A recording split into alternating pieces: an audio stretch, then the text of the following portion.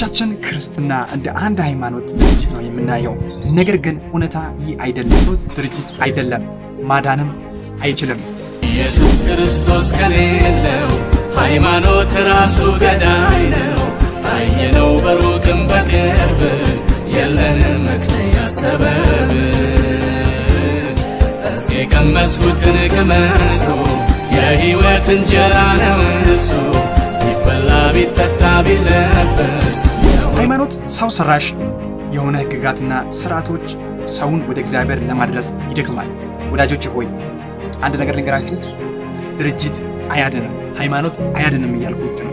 መጽሐፍ ቅዱስ በዮሐንስ ወንጌል አስረግጦ ሲናገር ዮሐንስ ወንጌል ምዕራፍ 14 ቁጥር 6 ላይ ምን ይላል? ኢየሱስም እኔ መንገድ ሕይወት እኔ ነኝ ይላል። ከኔ በቀር ወደ አብ የሚመጣ የለም። ድነት የሚገኘው በክርስቶስ በማመን ብቻ ነው።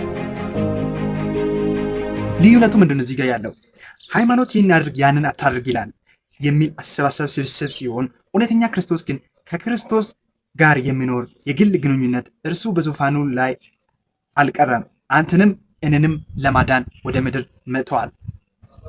ስለዚህ ይህንን ፍቅር አስታውሳችሁ ኢየሱስ ያድናል ለሌሎቹ እንዲደርስ ሼር ላይክ አድርጉት። አመሰግናለሁ።